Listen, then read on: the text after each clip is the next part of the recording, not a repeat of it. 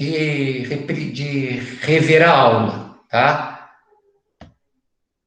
Bom, vamos lá.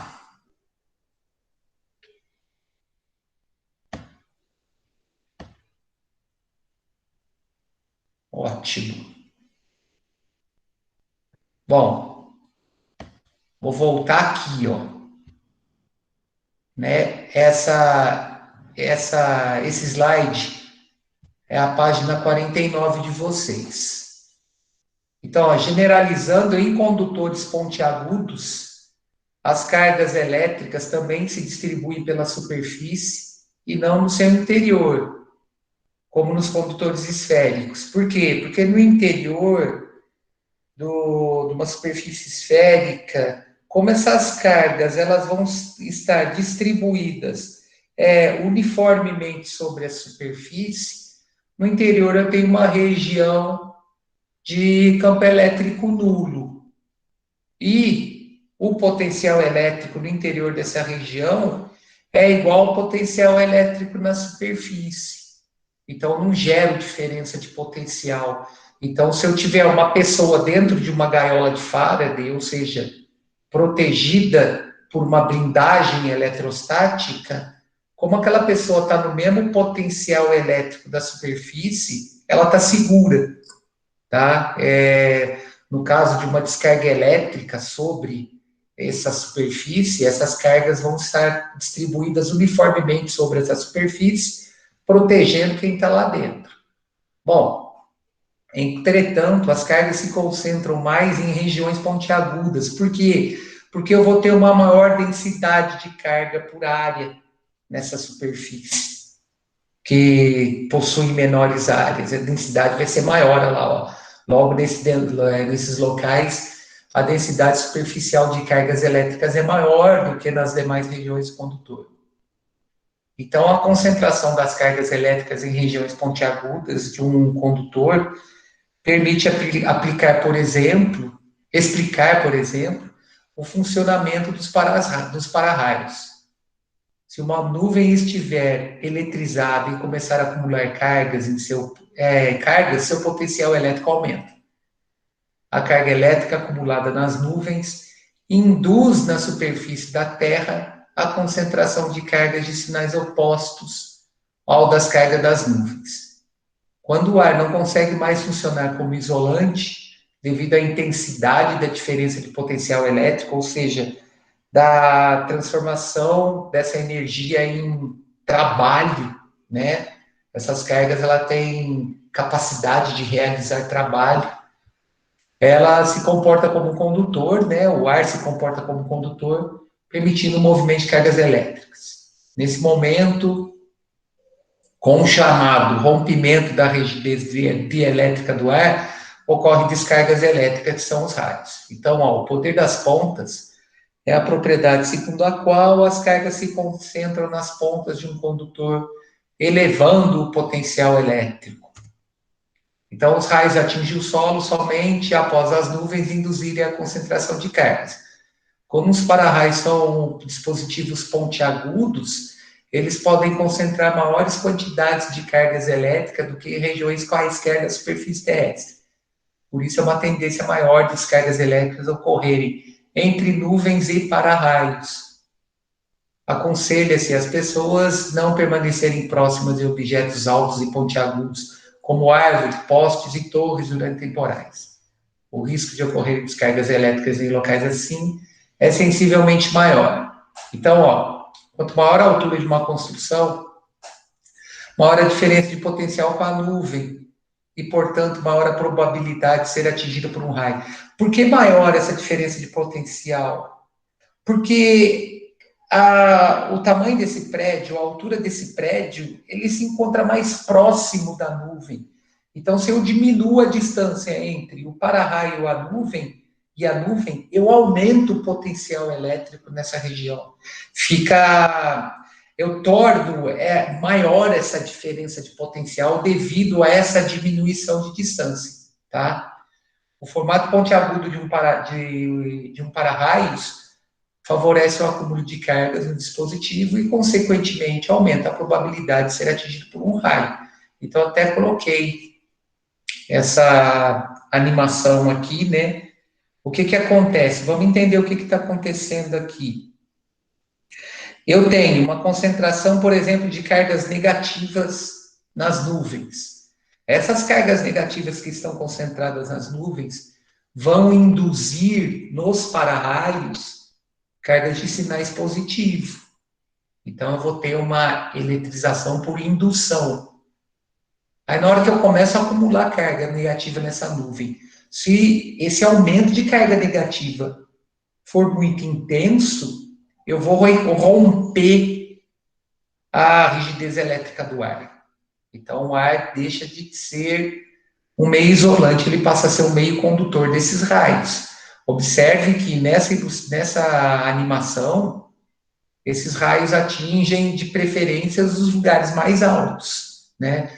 Observe que entre esses 3 prédios, eu tenho prédios mais baixos, que não estão sendo atingidos por raios. Por quê?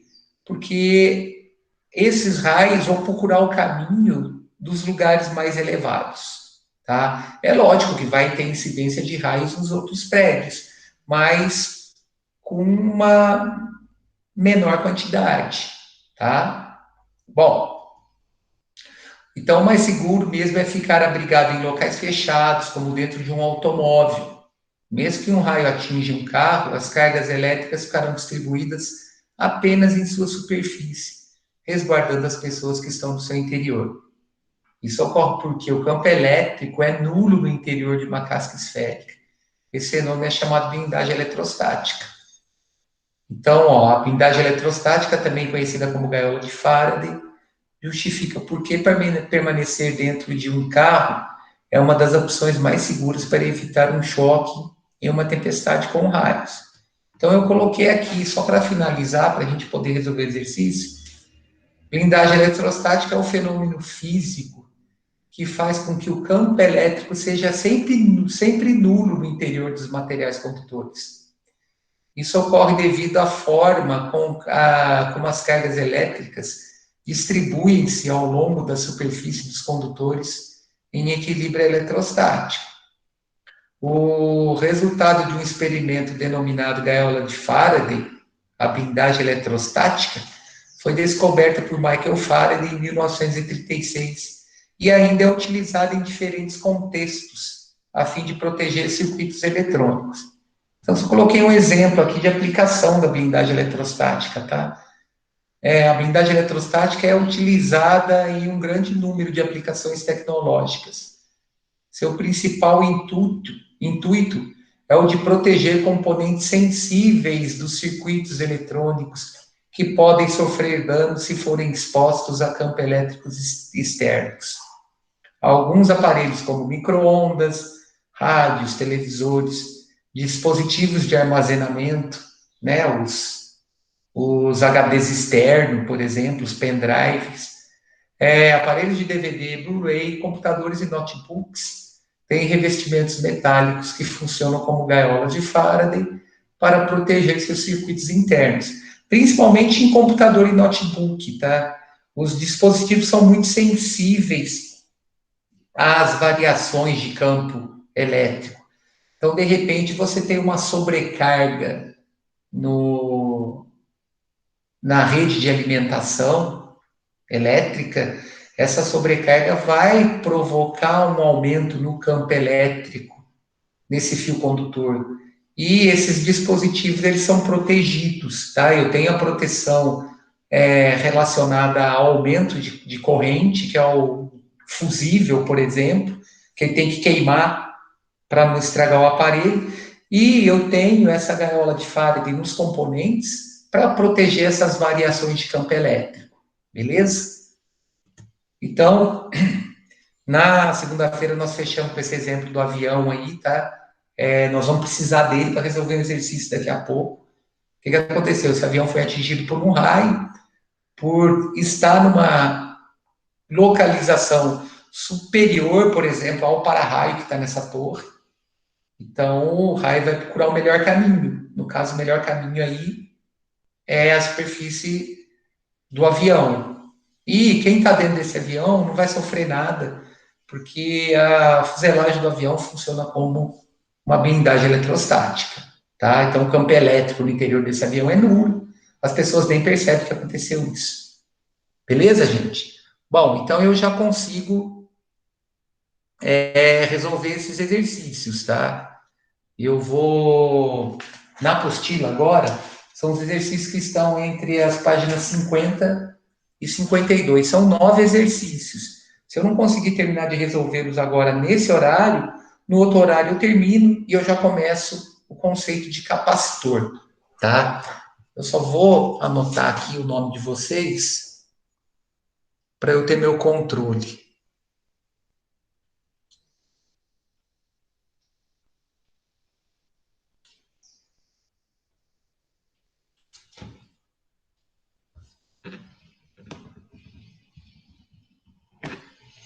Beleza. Bom, vamos lá então. Na apostila agora, página 50, são os exercícios relacionados a essa distribuição de cargas em condutores em equilíbrio. Então, aí, volume 10, capítulo 19, páginas 50 a 52. Primeiro exercício. Uma esfera condutora em equilíbrio eletrostático e isolada está eletrizada com carga elétrica Q. Assinale a alternativa correta. Bom, o potencial elétrico no interior da esfera é nulo. Letra B, o campo elétrico no interior da esfera é nulo. O campo elétrico próximo e fora da esfera é nulo. Aí na letra D, a opção, o potencial elétrico no exterior da esfera é constante e não nulo, ou o campo elétrico é nulo apenas no centro da esfera. Bom, vamos recordar aqui. Vamos supor que eu tenha uma esfera eletrizada com carga negativa. O que vai acontecer? Na condição de equilíbrio eletrostático, essas cargas irão se distribuir pela superfície da esfera e vão ficar em equilíbrio na condição de não existir mais movimento entre elas. Então, elas são distribuídas uniformemente sobre a superfície e na condição de equilíbrio eletrostático eu não vou ter mais movimentação.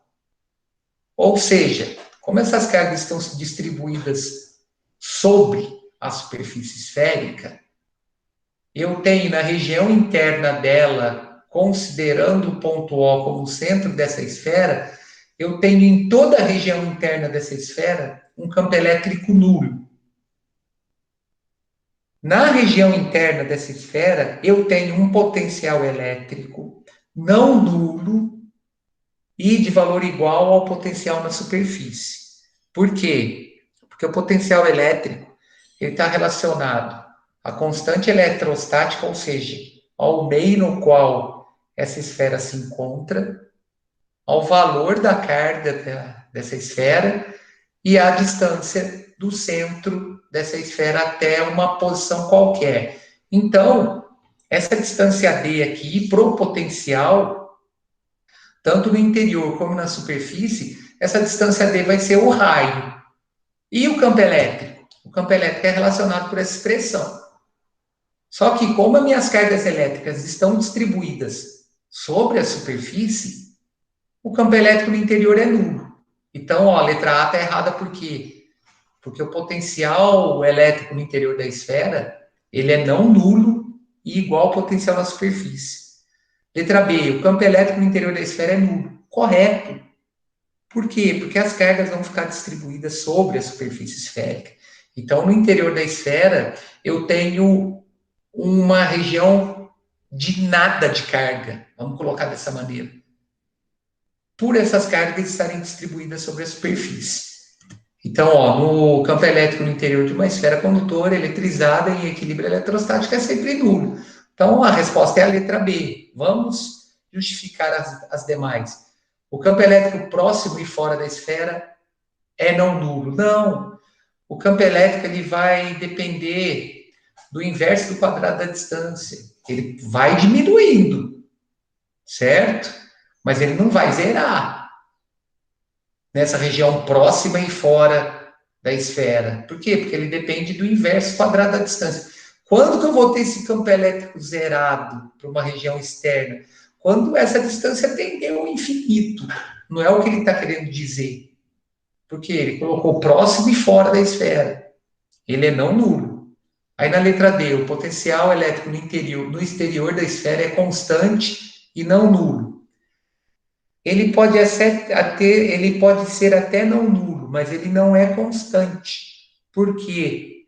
Porque se eu estou variando a distância D, eu estou variando esse potencial elétrico. Aumentando a distância, eu diminuo o potencial elétrico.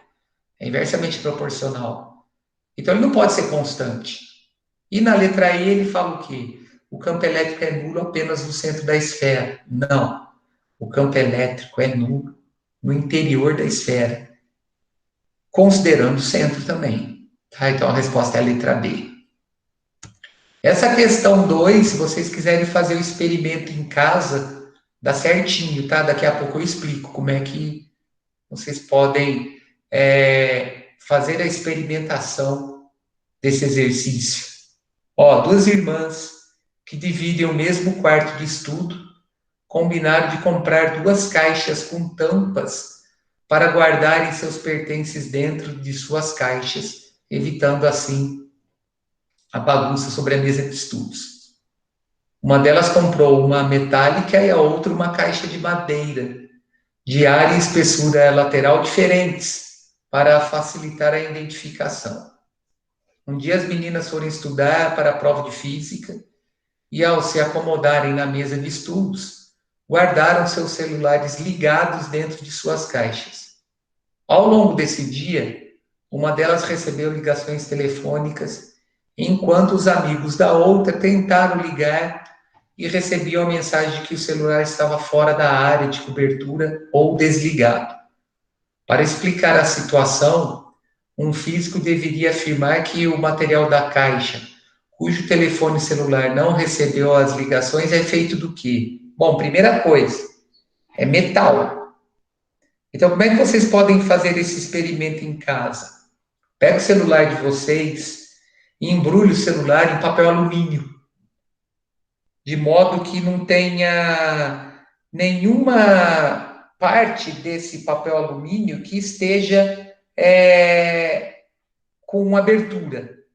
Tem que estar perfeitamente fechado o papel alumínio. O celular tem que estar perfeitamente envolvido por esse papel alumínio. Aí pede para alguém ligar para o seu celular. Vai dar mensagem de caixa postal. Tá? Mas embrulhe o celular de modo que o celular não fique perfeitamente encostado no papel alumínio.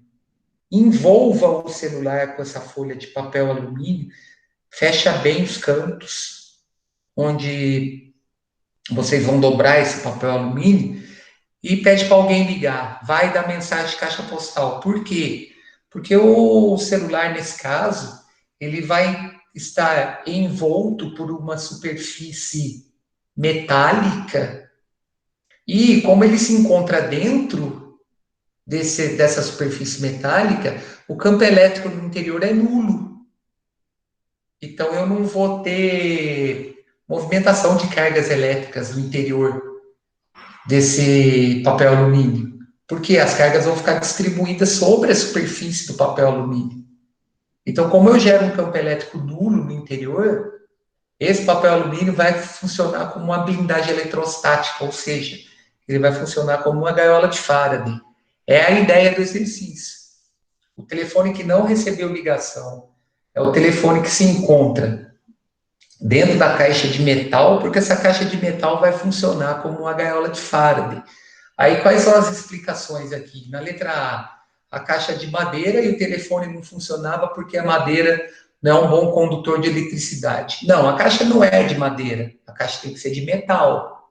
É a justificativa da letra B, ó. A caixa de metal, beleza, e o telefone não funcionava devido à habilidade eletrostática que o metal proporcionava. Correto, tá? Vamos justificar o resto. Caixa de metal, perfeito. E o telefone não funcionava porque o metal refletia todo tipo de radiação nele incidida. Não, tem nada a ver isso. O telefone não funciona porque essa caixa de metal ela vai funcionar como uma gaiola de Faraday. Então as cargas vão ficar distribuídas sobre a superfície. A caixa de metal e o telefone não funciona porque a área lateral da caixa de metal era maior. Nada a ver, tem nada a ver com a área, tem a ver com a área lateral, tem que ter a ver com a superfície como um todo, tá? E na letra E, caixa de madeira, e o telefone não funcionava porque a espessura dessa caixa era maior que a espessura da caixa de metal. Não, nada a ver. A madeira aí vai conduzir eletricidade, tá? Assim como o metal. Então a resposta é a letra B, por quê? Porque a caixa metálica se comporta como uma gaiola de Faraday, não permitindo a existência de campo elétrico em seu interior. Então, todo corpo que se encontra dentro de uma superfície metálica, onde sobre essa superfície eu tenho um equilíbrio eletrostático, esse corpo no interior dessa esfera, por exemplo, ele não vai sofrer a interferência das cargas elétricas, porque o campo elétrico no interior é nulo e o potencial elétrico nesse interior é o mesmo da superfície externa desse corpo. Então, como eu tenho um campo elétrico, um potencial elétrico no interior igual da superfície, eu não crio diferença de potencial. Se eu não crio diferença de potencial, eu não vou ter movimentação de cargas. Então, quem está dentro está protegido, tá? Exercício 3. Considere as afirmativas a seguir. Em um condutor isolado e em equilíbrio eletrostático, o campo elétrico em qualquer ponto interno ao condutor é nulo. Perfeito, é a definição de campo elétrico no interior de um corpo condutor em equilíbrio eletrostático. Perfeita definição. 2. Em um condutor isolado em equilíbrio eletrostático, o potencial elétrico em qualquer ponto interno ao condutor é nulo. Não, o campo é nulo. O potencial é o mesmo da superfície, tá? Então, se o potencial interno é igual ao potencial na superfície, eu não estou gerando diferença de potencial, eu não estou tendo realização de trabalho, ou seja, eu não estou transformando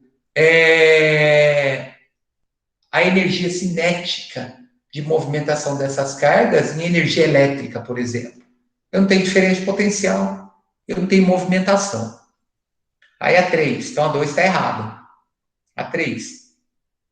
A lei de Coulomb estabelece que a força de interação entre duas cargas elétricas pontiformes, separadas pela distância d, é inversamente proporcional ao produto dessas cargas, diretamente proporcional ao produto dessas cargas, beleza, tranquilo, e inversamente proporcional à distância d. Não. A lei de Coulomb estabelece uma relação entre o produto das cargas e o inverso do quadrado da distância, tá? Então, ela é diretamente proporcional a esse produto de cargas em módulo, porque está relacionando força, e inversamente proporcional ao quadrado da distância. Então, a afirmativa 3 também está errada. A 4. A carga elétrica é quantizada. Lógico, a carga elétrica ela é sempre relacionada a um valor numérico acompanhado de uma unidade. Esse valor numérico pode ser positivo ou negativo, vai depender do sinal da carga. E 5. As linhas de força são úteis para descrever um campo elétrico em qualquer região do espaço. Sim, as linhas de força elas vão ser necessárias para a gente determinar a presença desse campo elétrico, tá? Então, são corretas as afirmações 1, 4 e 5, e eu tenho incorretas as afirmações 2 e 3. Por quê? A afirmativa 2 é falsa, uma vez que no interior de um condutor elétrico carregado, o potencial é constante e igual ao potencial da superfície. E a 3 é falsa porque, uma vez que a força elétrica entre duas cargas pontiformes é proporcional ao inverso da distância elevada ao quadrado, tá? Então, a resposta é a letra C. A 2 e a 3 são falsas. A questão 4 lembra lá daquela animação do avião, tá? Caindo raio nele. Dá para a gente fazer uma comparação com esse exercício. Então, ó, aviões com revestimento metálico voando em atmosfera seca podem atingir elevado grau de eletrização, muitas vezes evidenciando um centelhamento para a atmosfera, conhecido como fogo de Santelmo. Nessas circunstâncias, é correto afirmar: a eletrização do revestimento dá-se por indução. Não. O avião está em movimento numa região de ar seco e esse movimento está causando contato com as moléculas desse ar seco. Então, eu não posso ter uma eletrização por indução. Essa eletrização só pode ser por atrito, tá? Falsa, porque essa eletrização no revestimento do avião ocorre por atrito. 2. O campo elétrico no interior do avião causado pela eletrização do revestimento é nulo. Correta? Por que esse campo elétrico é nulo? Porque as cargas elas vão ficar distribuídas uniformemente sobre a fuselagem do avião, devido a essa eletrização por atrito. Então, quem está no interior do avião está sossegado. 4. A eletrização poderia ser evitada se o avião fosse revestido com material isolante. Não, os corpos se eletrizam. Corpos isolantes também se eletrizam. Eles se eletrizam com uma menor quantidade de carga, mas eles vão se eletrizar. O exemplo está aqui, ó. Ela é falsa, pois os materiais isolantes também se eletrizam por atrito, tais como o âmbar e a pele de animal no experimento de Tales de Mileto. Isso aí nós vimos lá atrás, quando nós vimos processo de eletrização. Na hora que eu esfrego um pedaço de âmbar num pedaço de pele de animal, o âmbar vai ficar carregado com carga de sinal positivo, por exemplo, e a pele de animal vai ficar carregada com carga de sinal negativo. Na mesma quantidade. Então, os corpos se eletrizam sim, tanto corpos condutores como corpos materiais isolantes, tá? O centelhamento ocorre preferencialmente nas partes pontiagudas do avião. Sim, é o poder das pontas. Eu vou ter uma maior densidade de carga nessas regiões de menor área, tá? Então, a densidade superficial vai ser maior. Eu vou ter o centelhamento, ou seja, a movimentação de cargas causando, por exemplo, uma faísca nessas regiões de ponta. Então, a 8 está correta também. A 16. O revestimento metálico não é uma superfície equipotencial, pois se fosse, não haveria centelhamento. Não, o revestimento metálico é uma superfície potencial, sim. E, no caso, na condição dele estar em equilíbrio eletrostático. E a 32. Pontos quaisquer no interior do avião estão ao mesmo potencial, desde que não haja outras fontes de campo elétrico nesse interior. Correto. Nós vamos resolver um exercício daqui a pouco, que é o exercício 8, que vai mostrar essa condição de eu ter no interior um equilíbrio eletrostático a partir do momento que eu não tenha outro corpo gerando campo elétrico dentro dessa região. Tá? Então, são corretas a 2, a 8 e a 32, tá? Exercício 5. Vocês observaram que até agora a gente só trabalhou com a parte teórica. Por isso que eu voltei naquela condição dos para-raios da gaiola de Faraday, para a gente ter uma ideia melhor de como a gente vai resolver esses exercícios. A da UF, no Rio de Janeiro, e ele diz o seguinte: considere a seguinte experiência.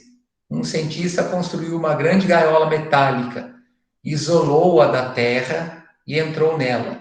Seu ajudante, então, eletrizou a gaiola transferindo-lhe grande carga. Pode-se afirmar que o cientista nada sofreu, pois o potencial da gaiola era menor do que do seu corpo. Bom, a condição de não acontecer nada com o cientista é verdadeira. Agora, por que não acontece nada com o cientista? Porque o potencial elétrico dele é igual ao potencial elétrico da superfície da gaiola. Se o potencial dele é menor, é maior do que o potencial da superfície, ou ao contrário, eu vou ter movimentação de carga elétrica, ele vai tomar um choque. Tá? Eu crio uma diferença de potencial, essa diferença de potencial permite a mobilização da carga elétrica. Então, ele toma um choque. Então, a letra A é incorreta. Letra B. O cientista nada sofreu, pois o potencial do seu corpo era o mesmo da gaiola. Perfeito, essa é a definição para blindagem eletrostática. Um corpo dentro de uma superfície metálica em equilíbrio eletrostático, ele tem campo elétrico nulo nesse interior e potencial elétrico igual ao potencial da superfície. Então, quem está ali dentro não vai sofrer nada, tá? Mesmo que ponha a mão na superfície. Está sobre o mesmo potencial, eu não crio mobilidade. Mesmo que o cientista houvesse tocado o solo, nada sofreria, pois o potencial do seu corpo era o mesmo que o do solo. Não, a gaiola está isolada do solo. Então, se a gaiola está isolada do solo, o potencial do cientista é igual ao da gaiola. Se ele tocar o solo, o potencial dele é diferente do solo. Como ele está no mesmo potencial da gaiola, eu vou ter uma mobilidade de carga elétrica em relação ao solo. Então, ele vai sofrer a consequência sim. Letra D. O cientista levou o choque e provou com isso a existência de corrente elétrica. Não, ele não vai tomar choque no interior da gaiola. O potencial é o mesmo, ele pode tomar choque se ele encostar no solo. Aí essa movimentação de carga elétrica vai gerar corrente elétrica, que é o próximo assunto nosso, tá? Depois de capacitor. O cientista nada sofreu, pois o campo elétrico era maior no interior que na superfície da gaiola. Não, o campo elétrico no interior da gaiola é nulo, sempre, tá? Na condição de equilíbrio eletrostático. Então a resposta correta é a letra B, né? Olha lá, ó. A situação descreve uma gaiola de Faraday. Nela a pessoa nada sofre porque o potencial da pessoa em seu interior e o da gaiola são iguais. Eu tenho, letra C a resposta, perdão. Não, letra B, pessoal, desculpa. Foi um equívoco aqui, tá? Na hora de colocar a solução, já arrumei aqui para a gente não ter problema. Então a resposta é a letra B, lá. O cientista nada sofreu, pois o potencial do seu corpo era o mesmo da gaiola. O que eu tenho aí? Potencial do interior igual ao da superfície e campo elétrico nulo, tá? Agora vamos resolver uma questão que envolve cálculo. As únicas questões que vão envolver cálculo aí são as questões 6, 7 e 9. O resto é só teoria. Então, a questão 6. Uma esfera condutora de eletricidade apresenta 10 centímetros de diâmetro. 10 centímetros de diâmetro, hein? Para calcular o raio, tem que dividir por 2. E está uniformemente eletrizada com carga elétrica de 5 microcoulombs. Se essa esfera se encontra em equilíbrio eletrostático e isolados de corpos eletrizados, calcule. Ou seja, a esfera está em equilíbrio, então eu tenho uma distribuição uniforme de carga sobre a sua superfície. Então, qual que é a condição que eu tenho aqui? Potencial elétrico no interior igual da superfície e campo elétrico no interior nulo. O que foi dado? A constante eletrostática do meio, que é igual a 9 vezes 10 a nona. O que ele quer? O potencial elétrico no interior da esfera e o campo elétrico no interior da esfera. Bom, para eu calcular o potencial elétrico, eu tenho que ter as grandezas no sistema internacional. Ou seja, eu tenho que transformar o raio que está em centímetro em metro. Para eu calcular esse raio, eu tenho que dividir esse diâmetro por 2 e tenho que passar essa grandeza aqui relacionada à carga, que é submúltiplo, na unidade Coulomb. Então, como tá, o submúltiplo aqui é micro, eu tenho que multiplicar por 10 a menos 6. O raio vai ser 5 vezes 10 a menos 2 metros. Como é que eu vou calcular esse potencial? O potencial no interior da esfera é a constante eletrostática multiplicado pelo valor da carga dividido pela distância d, onde essa distância d, cuidado pessoal, essa distância d não é o diâmetro. Essa distância d é a distância que eu tenho do centro à superfície, tá? Que é o raio da esfera. Olha lá, por isso que é 5 vezes 10 a menos 2 aqui. Então, essa conta aqui está fácil, né? 9 vezes 10 a nona, que é a constante, 5 vezes 10 a menos 6, que é a carga, e 5 vezes 10 a menos 2, que é o raio. Então, eu posso simplificar o 5 com 5 aqui e só multiplicar a potência, ó. Vai dar 10 a nona vezes 10 a menos 6, dá 10 a terceira, o 10 a menos 2 só o positivo, dá 9 vezes 10 a quinta volts. Beleza? Bom, e o campo elétrico no interior da esfera? Ele vai ser nulo. As cargas são distribuídas uniformemente sobre a superfície. Então, tem um campo elétrico nulo no interior desse condutor. Aí, na letra C, o potencial elétrico na superfície da esfera. Não preciso nem calcular. O potencial elétrico na superfície é o mesmo que no interior da esfera. É os 9 vezes 10 a quinta volts, né? Olha lá, o potencial na superfície do condutor é igual ao potencial a qualquer ponto do seu interior. Já foi calculado na letra A. Aí na letra dele, que é o campo elétrico na superfície da esfera. Bom, aí o campo elétrico vai envolver a constante eletrostática, o módulo da carga, porque campo é vetor, e o quadrado da distância. Então nós temos essa relação aqui, ó. No caso, na superfície da esfera, eu relaciono essa distância, o quadrado dessa distância, ao diâmetro da esfera, A2R. Por quê? Porque o campo elétrico na superfície do condutor metálico, ele é a metade do campo elétrico numa região muito próxima desse condutor, como eu expliquei anteriormente. Então, ó, K vezes o módulo da carga, dividido por 2R ao quadrado. Então, ó, a constante eletrostática, 9 vezes 10 a nona, o valor da carga, 5 vezes 10 a menos 6, que é 5 microcoulombs, dividido por 2 vezes o raio ao quadrado.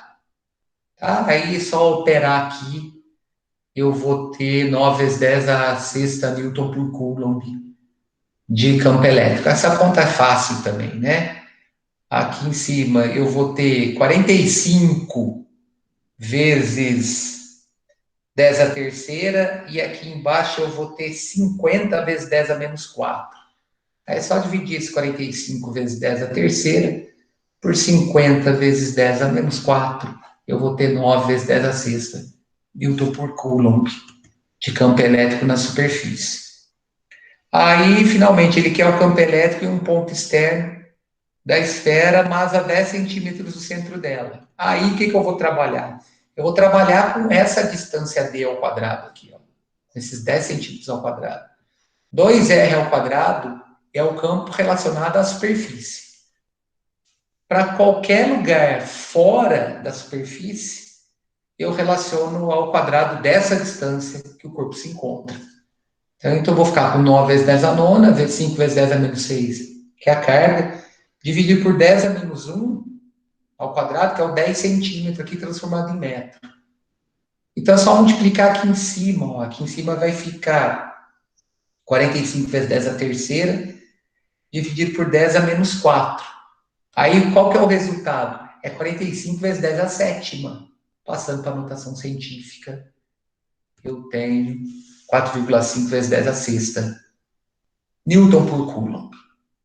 Vou resolver o 7, a gente dá um intervalo, depois volta e resolve o 8 e o 9 com calma, tá? Porque o 8 é extenso pra caramba. Eu consegui fazer o desenvolvimento da solução do 8 bem tranquila, então dá para fazer um acompanhamento legal. 7, então. Sabe-se que existe um campo elétrico próximo à superfície da Terra, vertical e para baixo, e igual a 100 Newton por Coulomb. Foi dado que o raio da Terra é de 6.400 quilômetros. Ele quer o seguinte: determine o potencial elétrico da Terra, ou seja, no chão, na superfície da Terra. Então, se eu quero o potencial elétrico na superfície da Terra, eu tenho que relacionar esse raio aí. Aí o que, que ele fez? Ó? Para pontos muito próximos da superfície da Terra, nós vamos ter o seguinte: o potencial elétrico é a constante vezes o valor da carga dividido pelo raio, que é esse raio de 6.400, e o campo elétrico sobre a superfície é a constante vezes o módulo da carga dividido por esse raio ao quadrado. Aí o que, que acontece? Ele quer o potencial elétrico da Terra, mas não foi dado o raio. Então tem que relacionar essas duas equações aqui. De que maneira? Olha lá, ó, se eu desmembrar o denominador R ao quadrado aqui, eu tenho R vezes R. Então ficou uma relação muito legal, né? K vezes o módulo de Q sobre R é o potencial V. Por isso que na minha equação aqui ficou V sobre R. Eu pego esse termo aqui, ó, KQ sobre R, e troco por V. Aí eu passando R e multiplicando o campo, eu tenho essa expressão que foi dada. Então, assim, em módulo, a gente pode escrever que o potencial elétrico é o campo elétrico vezes o raio. Aí eu tenho tudo, né? O campo elétrico é 100. E o raio, 6.400 quilômetros que eu tenho que passar para metro. Então, eu tenho 6.400.000 metros. Aí, o que, que eu faço? Multiplico o 100 por esse valor aqui, eu vou ter 640 megavolts. Por que megavolts? Porque eu vou ter 640 acompanhado, olha só, 2, 3, 4, 5, 6 zeros. Então vai dar 640 vezes 10 a sexta, dá 640 megavolts. Aí o que, que ele diz? Como o campo elétrico terrestre é voltado para baixo, isso significa que o nosso planeta tem carga negativa, o campo elétrico é de aproximação, correto? Cargas negativas geram campos elétricos de aproximação. Consequentemente, seu potencial elétrico também é negativo. Por quê? Porque potencial elétrico é grandeza escalar. Olha lá, ele leva em consideração o sinal da carga aqui, não tem módulo. Então, eu posso dizer que o potencial elétrico da Terra é de menos 640 megavolts. Aí, a letra B, ele quer o seguinte, a carga elétrica total da Terra. Aí, eu calculo essa carga elétrica relacionando o campo elétrico ou o potencial elétrico, tanto faz. Aqui ele foi pelo campo, porque fica mais fácil de operar, né? Só que eu tenho que lembrar que o raio tem 100 metros.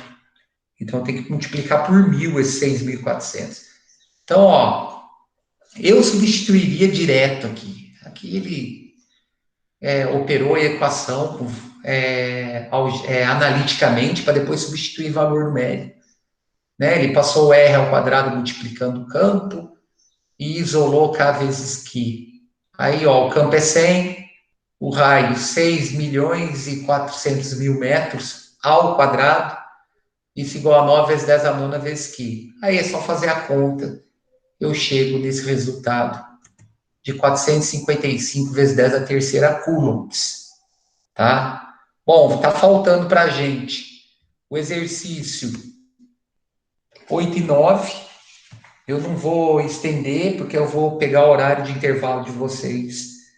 Então, eu vou fazer o seguinte: às 10 horas eu volto, resolvo esses dois exercícios, já fica uma tarefa aí para a semana, e a gente já começa capacitor, tá, gente? Então, daqui a pouquinho eu estou de volta.